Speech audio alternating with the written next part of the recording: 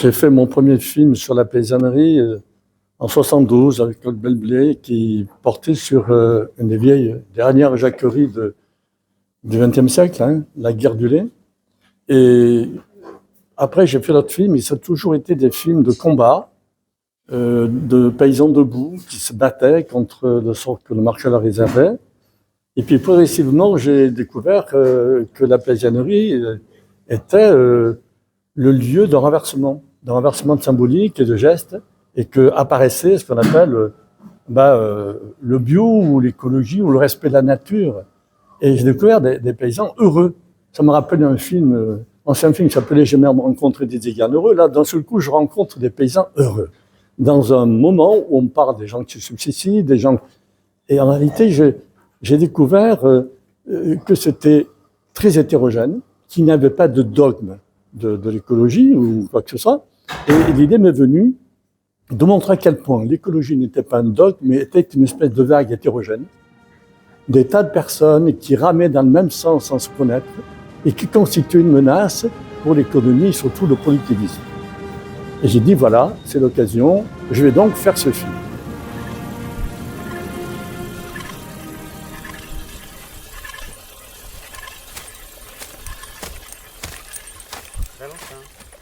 Hop là.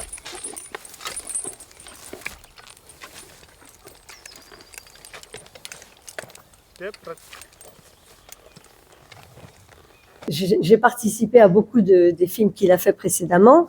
Et c'est vrai qu'on est arrivé à un moment où voilà, on avait beaucoup parlé des luttes des paysans. Et comme on connaissait beaucoup de paysans qui, effectivement, avaient tourné complètement le dos au productivisme, et on s'est dit, ce serait bien de faire un film avec ces personnes-là.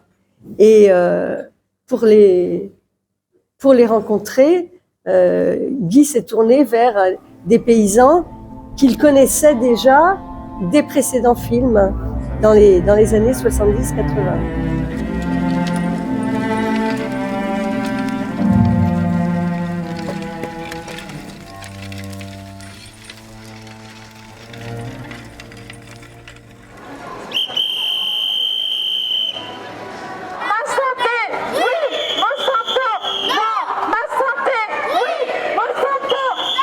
Oui, mais comment voulez-vous qu'on fasse sans pesticides?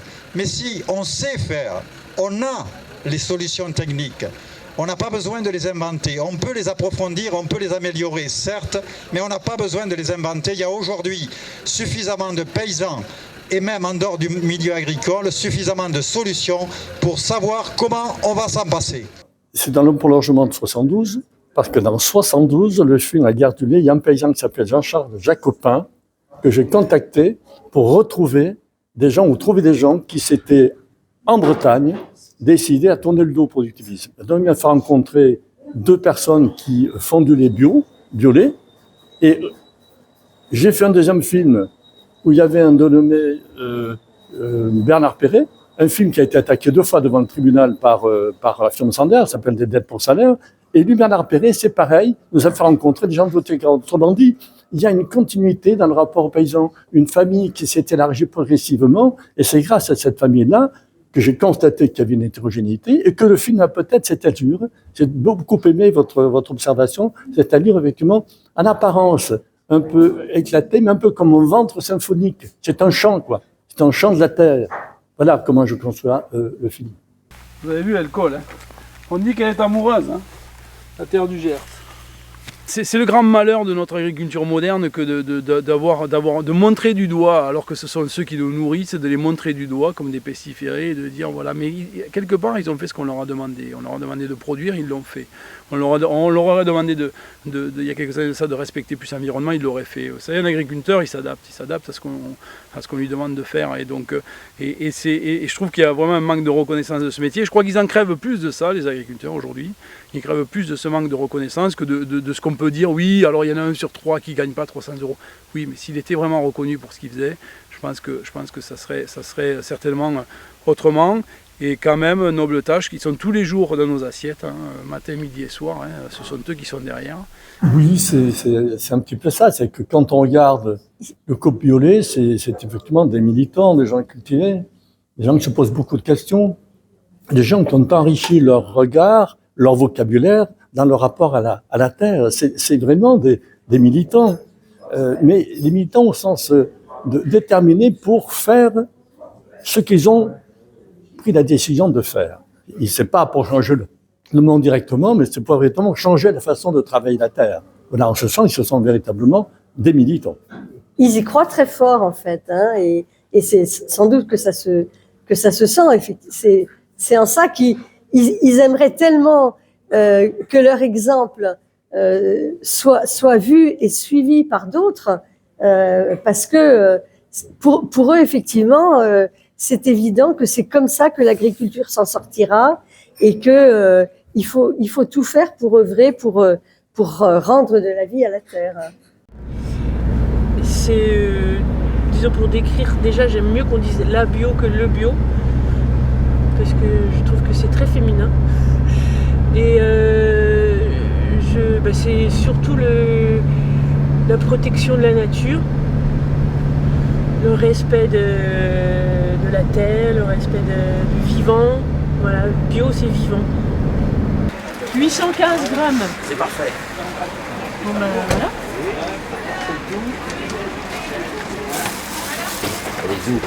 Je le remercie d'avoir fait tout ce qu'il a fait pour nous et de bien nourrir celui qui va le manger. Voilà. Il y a beaucoup de films qui ont été faits, et pourquoi pas, c'est très bien, sur la misère paysanne, sur la détresse paysanne, sur le vide social et le suicide. Ça, c'était majeur, très majeur, mais très peu quand même sur le paysan chercheur, le paysan inventeur, le paysan qui se dessine comme celui qui va donner une suite à la tradition, mais la tradition en tant que génie, le paysan qui a fait des fromages pour garder le lait à la montagne, progressivement est devenu un fromager qui a affiné, il a inventé. Tous ces paysans ont donné naissance quand même progressivement, grâce à la tradition, à quelque chose tout à fait déterminé qui n'est pas commercial. Donc ce qui m'intéresse, c'est ça, c'est qu'on a affaire à des paysans, on les a pas choisis, je crois que c'est eux qui nous ont choisis. On a rencontré des gens, on leur a parlé, on a dit ce qu'on voulait faire avec eux, et ils ont décidé de le faire. Et au bout de 5 ans, ils étaient toujours là. Donc on dit que ces gens-là, nous les avons interrogés, nous leur avons demandé de travailler avec nous, mais c'est eux qui nous ont choisis, je crois, parce qu'ils sont restés avec nous. Et donc, c'est vrai de dire que c'est pas tout à fait des paysans ordinaires, ils le sont, et en même temps, ils ont la pertinence de faire des choix, de décider de faire un film, de décider de nous faire confiance. C'est ça qui est très important. On n'a pas, ils nous ont dit d'ailleurs plusieurs fois, on ne veut plus intervenir pour faire des films. On a parlé à un journaliste pendant une journée, et le soir, à la télévision, il y avait 30 secondes. On avait été trahis. On a donné notre nom, mais c'est pas nous qui parlions, on nous a parlé. Non, des gens conscients quand même du rapport au cinéma et de l'engagement dans lequel ils étaient, de faire un film qui n'était pas comme les autres. C'est le cinéma, Victor ? Alors, c'est un cinéma, on peut l'appeler, mais j'aime pas trop cette manière de... Engagé, du cinéma engagé. Alors, pour moi, c'est un essai qui rend hommage à la vie. C'est donc un film. Pour moi, il n'y a pas ni fiction ni documentaire. Un film est un regard. Et ce film est un regard partagé avec ces paysans sur une situation actuelle très hétérogène et qui, à mon avis, peut donner confiance, peut donner un peu d'espoir. Je fais, moi, du cinéma sur la vie et pas sur la mort. Oh là là, super tous ces tickets. Les tickets de l'autoroute. Voilà. Eh, il neige. Voilà. Pourquoi on est là? Pour tout, il y a un trop plein de tout. Parce qu'on ne peut plus y arriver. À la fin du mois, on a 0. Alors comment on fait pour manger? À Matignon, ils mangent. À midi, ils mangent pas comme nous, un bout de pain, un bout de fromage, et voilà. Et encore, le fromage, il est cher aussi.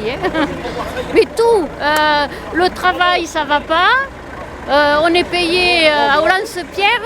Non, il n'y a rien qui va. Rien qui va en France. Il marche sur la tête. Il marche sur la tête, ce gouvernement. J'ai 60 ans et j'ai jamais vu ça de ma vie. J'ai jamais vu un président qui est, qui méprise le peuple. Non seulement ils étaient résistants, mais à l'offensive. Et donc, ils sont protestataires joyeux, déterminés. Ils sont inventeurs. Ils représentent une menace. Et voilà, c'est pour cette raison qu'on représente une menace pour ce qu'on pourrait appeler l'autorité centrale, toujours favorable aux pesticides, toujours favorable à la productivité. Il ne faut pas laisser se développer ce danger-là. Et effectivement, c'est un danger connu et qui est combattu. Oui, le terme cinéma engagé, c'est vrai qu'il est toujours connoté, engagé un petit peu pour un changement progressif. Mais il y a aussi, je pense, beaucoup de films qui sont militants pour maintenir les choses en état. Et effectivement, nous, on fait tout pour faire des films pour changer les choses, pour pas les maintenir en l'état. C'est en ça que c'est du cinéma militant. On peut dire ça. Moi, ça ne me gêne pas. Hein. Non, mais bien évidemment, tous les Hollywood militent pour conserver l'état de la mondialisation en l'état. D'un côté ou de l'autre. Et tout, c'est le grand problème, c'est la confusion d'avoir, tu le sais très très bien, d'avoir tenté de classifier, d'isoler un peu ces pratiques contestataires, protestataires, comme étant des militants. Alors, militants au sens strict, qui ne font pas de cinéma, simplement abstract. Et c'est pas vrai. Le cinéma, dans son ensemble, appartient à un regard, à une décision politique, que ce soit à l'Est à l'époque, que ce soit à l'Ouest, que ce soit n'importe où. Tous les films étaient engagés sur une vision du monde, une reproduction de ce monde. C'est tout. Et moi, aujourd'hui, effectivement, j'ai pas envie que la société continue dans le productivisme, avec l'empoisonnement de tout le monde, des plantes, des sols, et qu'on donne en tant qu'héritage à nos générations futures un pourrissement total des terres et un pourrissement des corps. Ça, je n'ai pas du tout envie. Donc, effectivement, à ce sens-là, je suis un cinéaste engagé, comme tous les cinéastes, je crois, les cinéastes qui se respectent, et les cinéastes conservateurs sont aussi déjà engagés pour conserver l'état des choses en état. Je dis que j'allais faire une opération de pédagogie auprès des agriculteurs du secteur. Et donc j'ai une petite exposition que je promène dans les écoles ou quand il y a des foires que j'ai faites en fait, des panneaux avec une ruche vitrée. Et j'ai demandé à la Chambre d'agriculture une salle pour pouvoir faire une réunion en invitant les agriculteurs du coin qui vont mettre du colza ou qui ont envie. Et j'ai envoyé un courrier à tous les agriculteurs du secteur que je connaissais plus ou moins, où j'avais entendu parler, ou bref. J'avais invité 25 agriculteurs, je crois. Et donc la réunion a lieu. Donc j'ai un collègue apiculteur qui vient me soutenir. J'ai un technicien de la chambre qui est là, 2 techniciens de la chambre qui sont là. Et puis j'attends mes agriculteurs. Je ne savais pas qui viendraient. Hein. Et il y en a 3 qui sont venus. Donc un chez qui j'avais travaillé à Cloire. Un qui était à moitié élu. Donc fallait qu'il soit là. Et puis Pierrick qui est venu. Voilà. Et donc j'ai fait mon exposé sur les abeilles. Je me suis dit que s'ils comprenaient à quel point les abeilles étaient utiles pour eux, peut-être on pourrait s'arranger que moi je mette des ruches sur leur colza qui du coup ne seraient pas cruiseurs, parce que c'était ça le deal, et pour prouver qu'il y avait 30% de plus de récolte pour eux, puisque j'avais mes ruches. Quoi. C'était ça mon idée, mais il fallait que je passe par la pédagogie. Quoi. Et puis j'avais tellement envie qu'ils comprennent comment ça marche les abeilles, parce que y en a plein qui ne savent pas comment elles font le miel, qu'est-ce que c'est le pollen, à quel point elles sont importantes pour polliniser. Maintenant on en parle plus, mais... Et donc à l'issue de cette réunion, Pierrick m'a proposé de mettre des ruches sur la ferme. Et puis du coup on s'est revus et puis il m'a invité à dîner. Voilà. Et j'ai accepté. Quand au début, un paysan, Bernard Perret, leader, déclare « mais on peut nourrir le monde, c'est possible, on peut le nourrir ». Surtout que tout ce qui se raconte sur « si on vous demande de produire beaucoup plus, de productiviser à moindre coût », c'est pour nourrir le monde. Bien, à un moment que le monde peut être nourri, l'autosatisfaction française au niveau de la production agricole, il y a un moment qu'elle existe. Le reste, tout ce que l'on produit de manière accélérée, c'est pour faire des prix très bas, qui permettraient aux grandes surfaces de vendre très bas, à des ouvriers qui ont besoin de manger, de se nourrir, mais à des prix très bas. Donc pour conserver aussi, d'une certaine manière, la rémunération du travail très bas. Il y a ça. Et puis il y a aussi financer les banques, parce que les banques prêtent de l'argent pour acheter des terres, pour acheter du matériel. Et c'est en ce sens qu'en fait, le paysan aujourd'hui, il travaille non pas pour nourrir le monde, mais il travaille pour nourrir les banques, des industries agroalimentaires et surtout des industries de matériel. C'est ça, la rente agricole. Elle ne va pas pour nourrir le monde, elle va pour nourrir l'argent. Et là, ce film se détermine autrement. On peut, sans implant, on peut sans pesticides, on peut travailler, produire et nourrir. Mais à la condition de changer aussi la distribution des denrées. C'est-à-dire de faire des circuits courts, d'organiser des marchés. Nous, on constate un peu partout que les gens sont décidés à venir acheter directement ces produits. Ils sont produits localement, ils sont produits de manière très saine, préserver la santé, préserver effectivement ce qui constitue un trou, notamment pour la sécurité sociale, parce que dans le film, il y a des questions.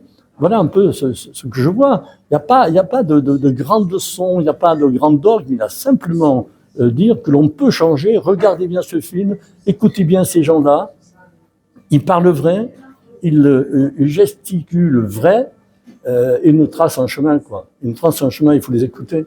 En plus, ils ne me parlent pas, ces gens-là, ils me chantent. Ils me chantent. J'ai l'impression qu'ils sont nourris de leur rapport à la terre et qu'effectivement, nourris de rapport à la terre, ils me rapportent le champ de la terre. Ils me donnent de l'or en permanence. Et contrairement aux poètes qui disaient « Donnez-moi de l'or, donnez-moi de la boue, j'en ferai de l'or », moi, c'est le contraire. Ils me donnent de l'or et je n'ai qu'une peur, c'est d'en faire de la boue. C'est ça que je veux dire. C'est ce contrat moral avec ces paysans. C'est j'ai compris qu'ils étaient une solution possible. Il faut que je fasse le mieux possible pour que cette solution soit comprise par d'autres personnes. Non, par rapport à ça, ça va. C'est Un discours très politique. Oui, mais partager avec. Ouais. Parce que Dominique dit comme ça, mais en fait, ce discours, nous l'avons élaboré et partagé avec elle, avec des paysans. Oui, mais c'est. Comment ça a été élaboré Avec des paysans.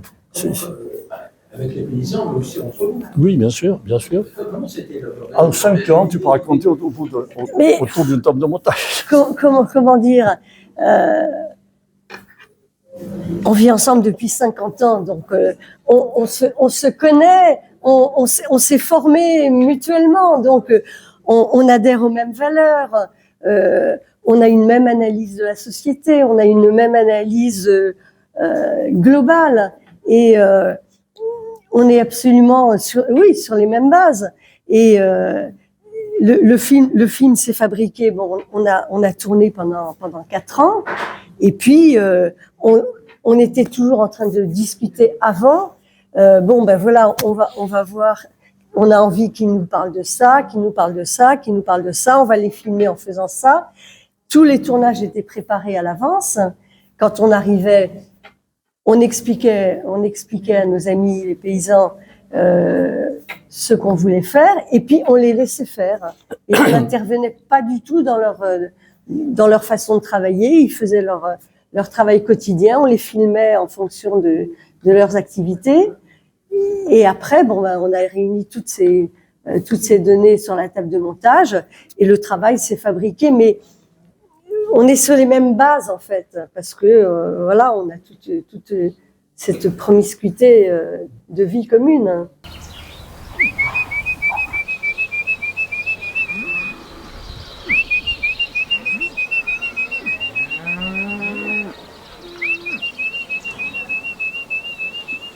La vie, c'est la diversité de paysages par région, par localité, par coin, avec la diversité d'arbres qui épousent le relief du terrain. Mais c'est ça la vie en fait. Et c'est toute cette richesse de fruits qui marche dans une région, qui ne marche pas dans l'autre. Mais c'est ça qui est intéressant, cette diversité d'arbres. Ben oui, c'est ça la vie.